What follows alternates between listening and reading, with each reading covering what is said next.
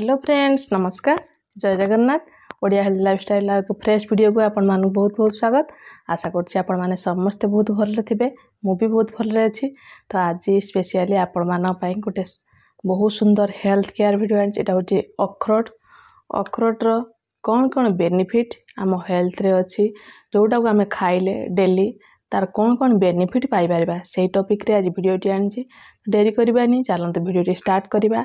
वीडियोटी start करने पूर्व fast कही रखी, जो मैंने चैनल नुआ अच्छा जो मानक मो वीडियो गुड़िक भल लगुच तो निश्चय वीडियोटी को लाइक करूँ, सांग मान सहित शेयर करूँ और चैनल नुआ थे सब्सक्राइब करूँ। तो चलते वीडियोटी स्टार्ट करवा।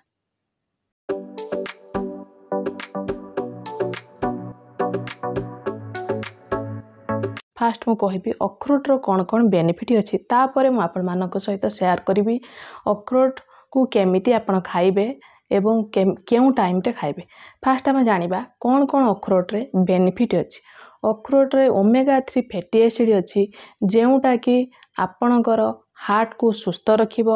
आपणक बॉडी रे जदि कोलेस्ट्रोल लेवल हाई रहउथाय तो कोलेस्ट्रोल लेवल को आपणकर कमेइबो, बैड कोलेस्ट्रोल को हटेइबो एवं आपणकर गुड कोलेस्ट्रोल जोटा HDL सेटा आपणकर बढ़ेइबो।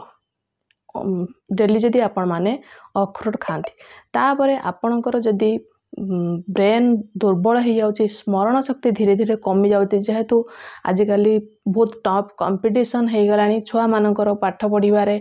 जदि से मानकर पढ़ी बहुत सारा पढ़ुचंदी, परिश्रम करचंदी, से मानकर मने रहउनी, तो से मानकु आपण माने डेली अखरोट दियंतु। देखिबे से मानकर मेमोरी पावर बढ़िबो एवं जो मानकर बयस अनुपात रे किछि ताकर स्मरण शक्ति कमी कमी जाउची, से माने अनुभव करचंती, से माने प्रतिदिन कोन करंतु अखरोट को प्रतिदिन दिन को 2टी लेखाएं निश्चय खातु। देखिबे आपणकर धीरे धीरे स्मरण शक्ति बढ़िबो एवं छुआ मानक पय स्पेशली एटा आपण माने निश्चय जेमती पिस्ता बादाम को आपण माने भिजेकी दउचंती, सेमिति आपण माने अखरोट को भिजेकी दियंतु। देखिबे से मानकर धीरे धीरे मेमोरी निश्चय इंक्रीज हेबो। तापर जानिबा जो मानकर बॉडी रे पेन होउची, बहुत लोकंकर ESR बहुत हाई थाए बॉडी रे, जोटा कि तांको बॉडी रे आंठू गंठी बात कराए, से मानक बॉडी रे पेन हुए, तो से माने कोन करंतु अखरोट को प्रतिदिन खाआंतु। देखिबे आपणकर बॉडी रे जदि पेन थाए, निश्चय पेन को कमेइबो। जदि आपणकर बात रोग थाए तो से जेहेतु ESR लेवल को से कंट्रोल करी रखिबो, जोति पई आपण जदि बात रोग थाए आस्ते आस्ते बात रोग भी आपणकर कमी जिवो। बिंधा बिंधी जदि होताए, मैक्सिमम लोक लेडीज कर कोन होय ना राती रे पेन हुए, जेहेतु कैल्शियम लेवल से मानकर कमी जाए, धीरे धीरे कमी जाए, ESR बढ़ी जाए, तो से मानकर बॉडी रे पेन आरंभ हो जाए। 30 एभव हेले पेन आरंभ हो जाए। तो आपण माने कोन करंतु प्रतिदिन अखरोट खाआंतु। देखिबे आपणकर धीरे धीरे बॉडी रो पेन भी निश्चय कमिबो। तापरे जे माने चाहुचंदी से मानक बॉडी रे गोटे ग्लो रहू, से मानकर मुहरे रिंकल्स न आसू, से माने शीघ्र बुढ़ी न हो, बुढ़ा बुढ़ी न हुअंतु, से माने गोटे यंग हे रुहंतु। ताकर जेते भी एज हेले से मानकर एज जना न पड़ू, तांको फेस रे फेसटा लूज न हो, तो से माने कोन करंतु अखरोट को प्रतिदिन खाआंतु। देखिबे आपणको मुहरे गोटे नेचुरल ग्लो आसीबो। आपणको जदि व्रण प्रॉब्लम थाए सेटा भी कमेइबो। आपणकर मुहर जदि लूज हो जाउ थाए, बयस अधिक हो जाय थाए, सेटा भी आपणकर लूज होबा को आपणको मुहरे दबनी एवं आपणको गोटे नेचुरल ग्लो बॉडी रे आपणकर सबुदिन पई रहिबो। एटा को जदि आपण माने प्रतिदिन कंज्यूम करंती। ता सहित जे माने वेट रिड्यूस करबा को चाहुचंती, आजिकाली मोटापा गोटे सबुठो बड़ बेमारी हे आसी हमर इंडिया पई। तो आपण माने जदि वेट रिड्यूस करबा को चाहुचंती, तो वेट रिड्यूस पई आपण माने अखरोट को निश्चय आपणको डाइट रे इंक्लूड करंतु। अखरोट रे जेहेतु भरपूर मात्रा रे फाइबर अछि, सेटा आपणकर वेट को रिड्यूस, पेट को फुल करी रखिबो, आपन को बेसी भोक लागिबा को दबनी, जोटा कि आपणकर वेट रिड्यूस रे बहुत सारा हेल्पफुल हबो। तो अखरोट रो बेनिफिट किछि मु आपण मानक सहित आज शेयर करली।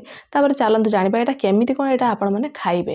अखरोट को कोन करिवे, प्रतिदिन आपण माने 2टी नेबे। देखंतु ए 2टी नेबे, 2टी नेई पानी रे आपण माने राती रे सोबा पूर्व पानी रे आपण माने भिजेई देबे। एटा को आकर धोइबे, जेहेतु प्रोसेसिंग हेगी एटा को सुखा जाउची, निश्चय एटा को आपण माने धोइबे। धोई सारला परे फिल्टर पानी रे, तापरे पानी रे आपण माने भिजेई देबे राती रे। सकाळ उठे खाली पेटरे आपण माने जदि चिया सीड नउचंती, चिया सीड भी खाली पेटरे पी पारिबे। न हेले जदि आपण माने लेंबु पानी पिउचंती न पी पारिबे। खाली पानी अदा उषुम पानी आपण माने सेटा आपण माने पिउचंती, सबुठु इजी। तो ସେଇଟା ଆପଣମାନେ ପିଇପାରିବେ। ପିଇ ସାରିଲା ପରେ ତାପରେ ଏଇ ଡ୍ରାଏ ଫ୍ରୁଟ୍କୁ ଆପଣମାନେ ଭଲସେ ଚୋବେଇ ଖାଇବେ। ଦେଖିବେ ଏଇଟାକୁ ଆପଣମାନେ 2 ରୁ 3 ମାସ କଣ୍ଟିନ୍ୟୁଅସଲି ଖାଆନ୍ତୁ। ଦେଖିବେ ଆପଣମାନଙ୍କର ବଡ଼ିରେ ନିଶ୍ଚୟ କିଛି ନା କିଛି ଇଫେକ୍ଟ ପଡ଼ିବ ଏବଂ ବଡ଼ିରେ କିଛି ନା କିଛି ଫରକ ଆପଣମାନେ ନିଶ୍ଚୟ ଜାଣିପାରିବେ। ଏବଂ ଯଦି ବଡ଼ି ଗ୍ଲୋ ପାଇଁ ଖାଉଥାନ୍ତି, ମୁହଁରେ ଗୋଟେ ଗ୍ଲୋ ଆଣିବା ପାଇଁ, ତ ନିଶ୍ଚୟ ଆପଣମାନେ ଜାଣିପାରିବେ। ପେନ୍ ଯଦି ହେଉଥାଏ ପେନ୍ କମିବ। ଯଦି ଆପଣଙ୍କର କୋଲେଷ୍ଟ୍ରଲ୍ ହାଇ ଥାଏ କୋଲେଷ୍ଟ୍ରଲ୍ କମେଇବ। ଆପଣଙ୍କ ଯଦି ହାର୍ଟ ପ୍ରୋବ୍ଲେମ୍ ଥାଏ ହାର୍ଟ ଡିଜିଜ୍କୁ କିଛି ମାତ୍ରାରେ ସୁଧାର ଆଣିବ। ସମ୍ପୂର୍ଣ୍ଣ କୌଣସି ଜିନିଷ ଘରୋଇ ଜିନିଷରେ ଆପଣମାନେ ସମ୍ପୂର୍ଣ୍ଣ ସୁସ୍ଥ ହେଇଯିବେ ସେଇଟା ଭାବିବା ଭୁଲ। କିଛି ମାତ୍ରାରେ ଆପଣମାନଙ୍କୁ ବେନିଫିଟ୍ ନିଶ୍ଚୟ ଦେବ। ତ ଆଶା କରୁଛି ଭିଡ଼ିଓଟି ଆପଣମାନଙ୍କୁ ଭଲ ଲାଗିଥିବ। ଯଦି ଭଲ ଲାଗିଥାଏ ତ ନିଶ୍ଚୟ ଭିଡ଼ିଓଟିକୁ ଲାଇକ୍ କରିବେ, ସାଙ୍ଗମାନଙ୍କ ସହିତ ସେୟାର କରିବେ ଏବଂ ଚ୍ୟାନେଲ ନୂଆ ଥିଲେ ସବସ୍କ୍ରାଇବ୍ କରିବେ। ରହୁଛି ବାଏ, ଥ୍ୟାଙ୍କ ୟୁ।